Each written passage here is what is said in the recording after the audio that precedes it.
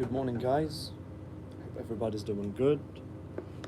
Um, we're gonna be talking today about a very important subject, which is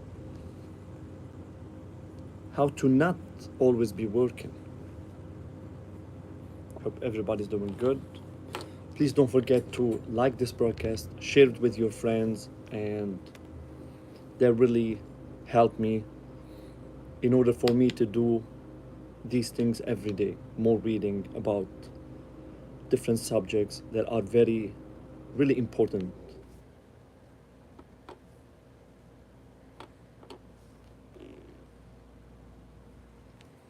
Having free time encourages you to focus on your health and well being.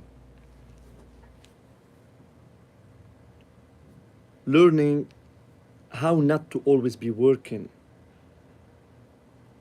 isn't centered on working less, stopping work, or not having a job at all. It's about taking time out to understand what work really means. In 2015, Marley Grace was married and working at a shop and artist's residency called Have Company in Michigan. One of one of her favorite hobbies was and still is knitting, and she uses it as a coping mechanism for anxiety and depression. Suddenly, she decided to start selling yarn at Have Company, hence turning her hobby into work. Marley Grace got so consumed with work that she kept at it nonstop. For example, if she was with her spouse, she was constantly checking her email. When she was knitting, she was always taking note of the process. She continued generating income for her business without knowing that she was getting obsessed. As time went on, her marriage ended, and she had to relocate to California. So Marley Grace became her own boss, and it was bittersweet. She could work at her own pace without anyone ordering her around or telling her what to do. However, Marley Grace was entirely on her own with no one to depend on, and it was so scary. She got so lost in work that she neglected her health and body. Gradually, she started learning how to deliberate about not working. Learning how to work less makes you feel like you're in control of your life.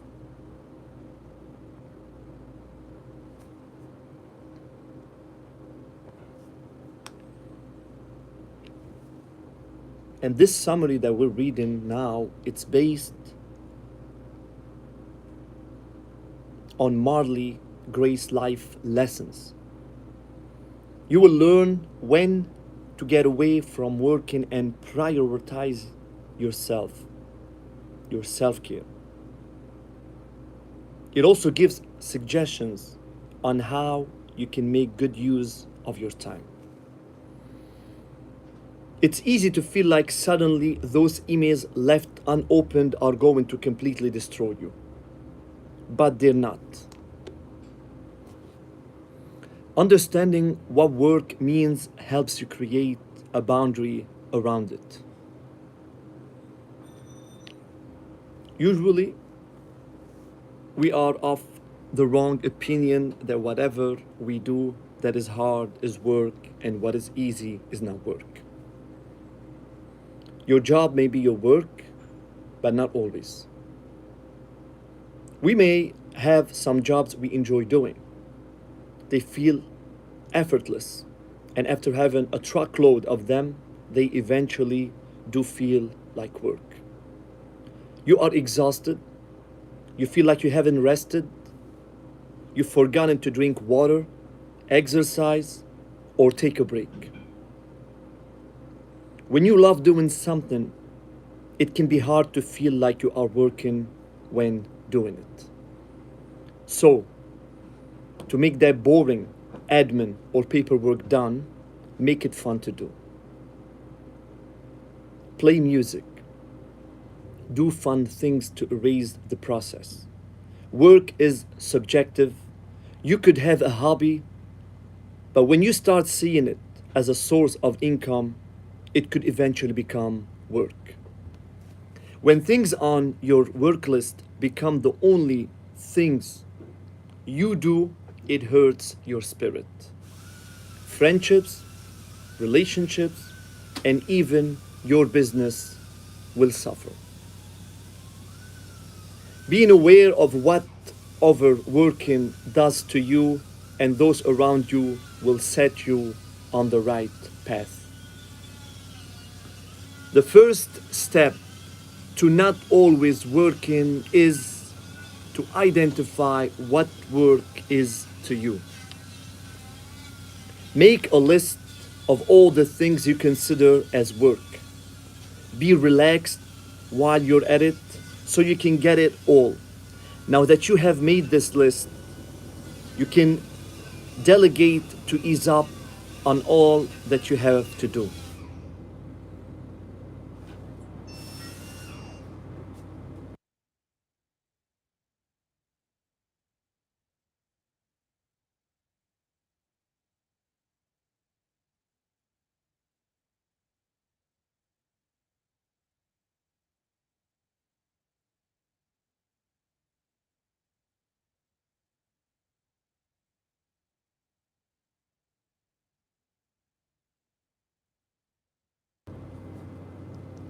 A delegation will not only make life easier for you, but it also provides jobs for other people. Don't be hard on yourself. Take it easy. After you've done all these, write out why you're grateful for your work. Or what about your work that you're thankful for. Always working proved to be completely unsustainable for your mental health and also for the one around you. Get somewhere you can tag as your workspace and take time out to relax. There is no right way a workplace should or should not be. All that matters is that it is how you want it to be. If you don't have one, get yourself a table space. It could be something small that you can identify as your space. Set it up and put your favorite things on it. Anything to make your space just like you want it. Let your dream workspace support your style of work. Add things that make you comfortable and encourage you to do more. Always have a time where you stop work and you just turn off your phone and do other things. Write down a list of all the things you do that are not your work. Just doing this alone will make you more accessible because you can have an overview of those things you spend your time on. You need to identify your time in a day. Figure out your work time, personal time, and sleep time. For example, Marley Grace identifies hers with a no phone from 10 p.m. to 10 a.m. rule. Now, this doesn't mean she turns off her data or puts her phone on airplane mode. She merely turns off the phone and has no access to it till 10 a.m. Before 10 a.m., after waking up, she prays, meditates, sips some coffee, reflects, reads, and writes. Decide what you do and will do during your work free period. Some people decide their mornings are work free, while others use their evenings. Pick out which one works for you.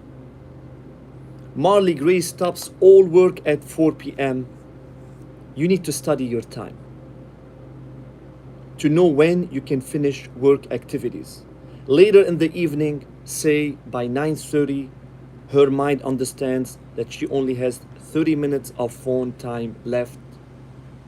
So she brushes off the little things, sends the final emails, and settles in by 10 p.m.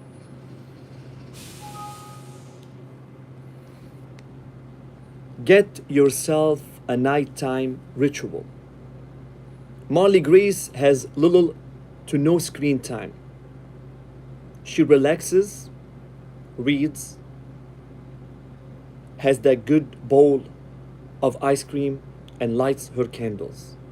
You can also do the same or do something that suits your lifestyle and personality. Be able to identify the gray areas in your work and ensure you stick to something rewarding. Gray areas are ill defined situations or areas in which it is difficult to judge what is right and what is wrong. Simply put, they are those things you do that you just cannot decide to stop doing or not. There could be many gray areas in your work.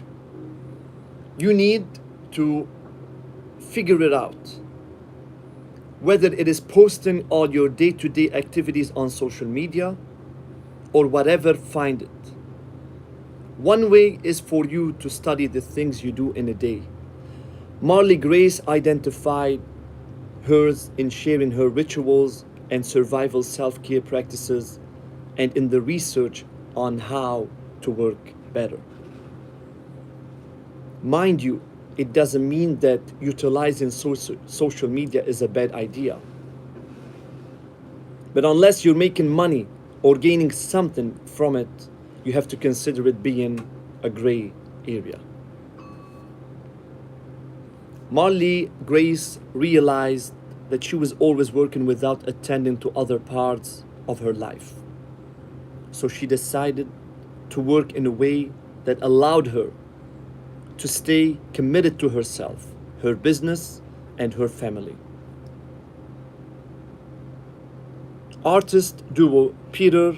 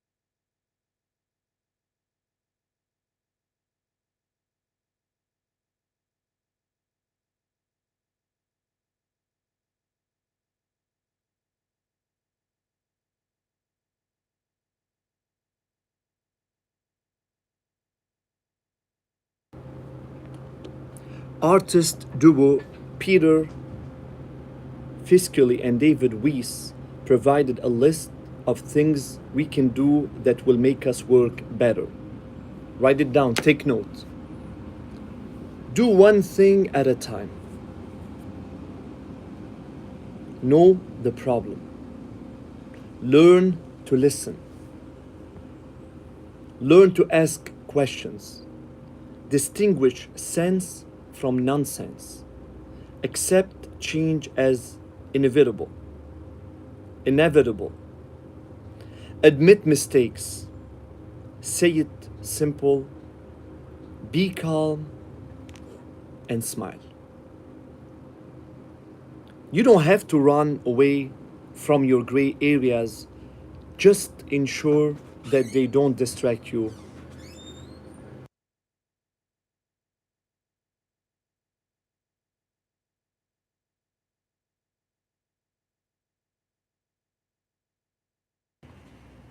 You don't have to run away from your gray areas. Just ensure that they don't distract you from your priorities. Knitting is Marley Grace's biggest gray area because she uses it to relax and forget about the day.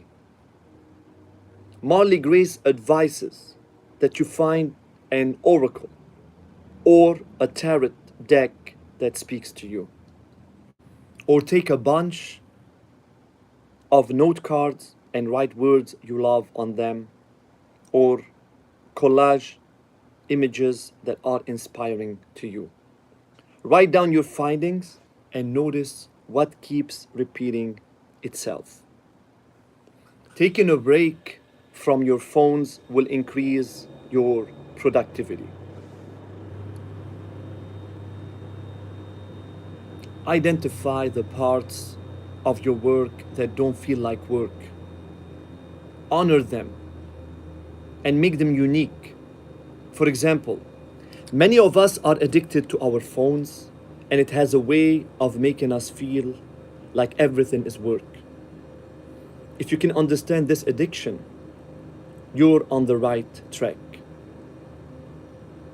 Now, to overcome your addiction, delete all your apps, even if it's for a whole day or a week. Get a flip phone or one that has little to no access to the internet. A flip phone reduces your options of phone use and slows you down. So it is good. Use a phone box. It can be any box. You will have to put your phone in there for some time and not touch or use it. Leave it there. Then you write, read, or do anything else. Stick to your time and stay off the phone. Get an app like Moment Freedom or Self Control. This might contradict the first tip, but these apps monitor your screen time and phone use. If you use it well, you can moderate your use and stay in the green. You can restrict app usage or even the sites you visit to keep clear of distractions. Put your phone on airplane mode when you sleep.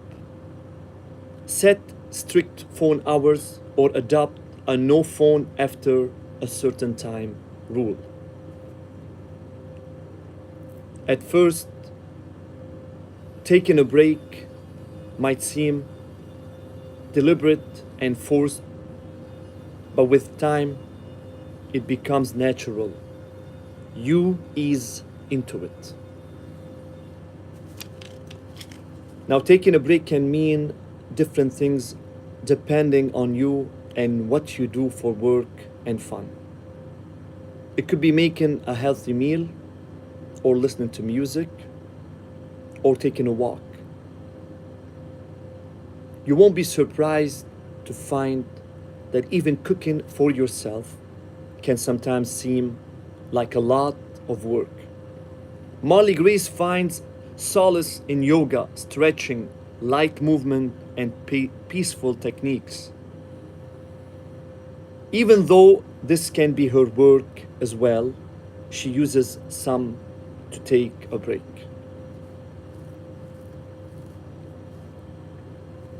Avoid comparing yourself with others and stop being too hard on yourself so you can appreciate your uniqueness. For most of us, it is easy to look at the perception of others' success and compare it to how well we are doing. We use others as a scale to rate if we are working or otherwise how we are not. Anxieties and fear keep us alive as humans, but this doesn't mean we need to let it consume us. Find healthy ways to manage your anxieties so it doesn't lead to physical health issues.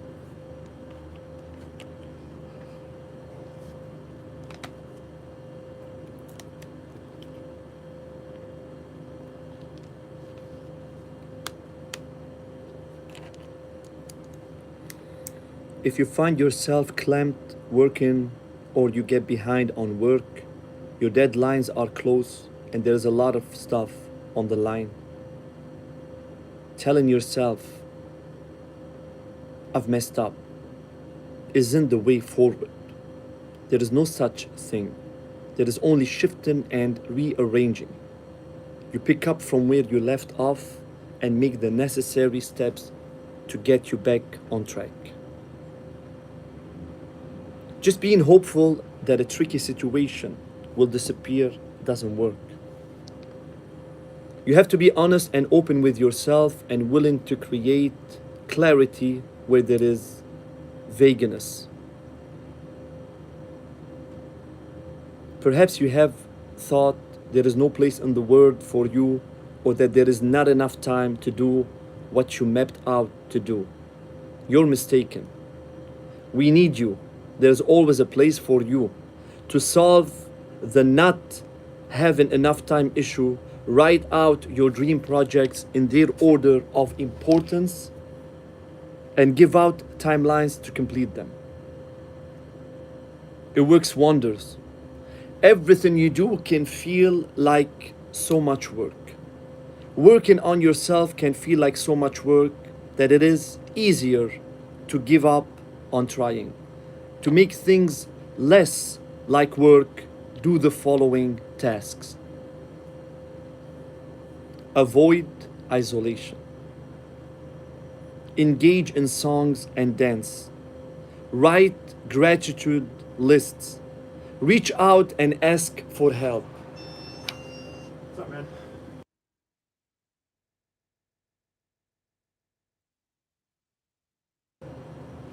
Find yourself support groups, therapy, or sharing circles. Many times, you're not alone in your struggles. Don't forget that. You have to be flexible and practice the art of saying no if you are a yes person. Our work is whatever we say it is. And we just have to figure out what that means for us. Did you know, according to Anxiety and Depression Association of America, 18.1% of Americans are affected by anxiety disorder yearly. 18.1%. That's not a small number, by the way. How to not always be working isn't about not working or finding a balance in the midst of all your different jobs. It is about paying attention to every person, moment of gift. It is about loving being alive so much that you live. Being too consumed with work affects you and those around you, your spirit, mental health, friendships, partnerships, and even business.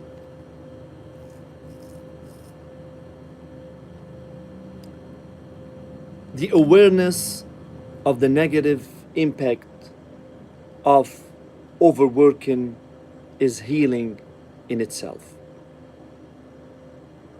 Try to identify what's not your work, to stop wasting time on things that do not matter. Look for the gray areas in your daily activities, but learn to do one thing at a time.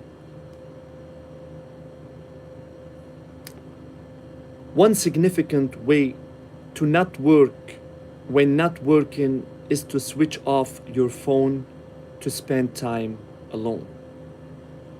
Being alone is crucial for self development and allows you to know yourself.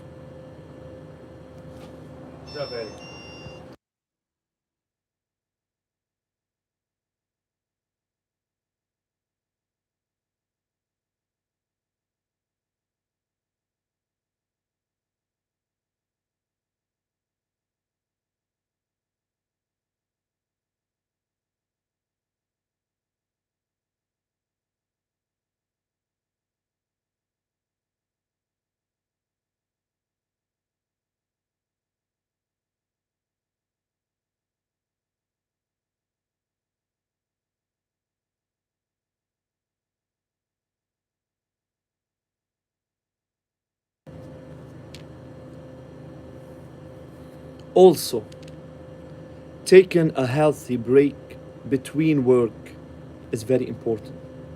It could be something as simple as taking a walk or making a meal. For example, Marley Grace sees making a salad as the greatest gift of not working. Sometimes we compare ourselves with others because we feel they are more successful. We forget our own achievements and concentrate on the mistakes we have made. We have forgotten that even the most successful of us usually have bad days. Comparing ourselves with others compromises our ability to trust and leads to self-devaluation.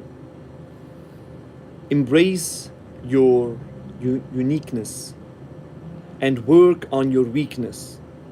Train yourself to always create time for relaxation, creativity, and self-care.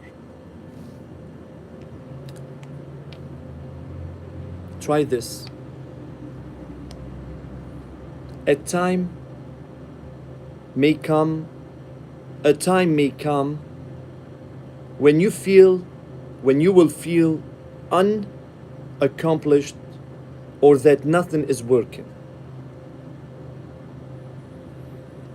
Just take a deep breath and exercise some self-love to boost confidence in yourself. Now, this book is not very long, and as you notice, we finished it in like not even half an hour. But it is very important to listen to it again, because sometimes we are doing things in our life that we don't consider as work, but it could be a work, and it's taking a lot of our time, but we don't notice it. So it is time for us to take breaks from time to time. Do something healthy, good for us. Maybe get off this phone for a little bit.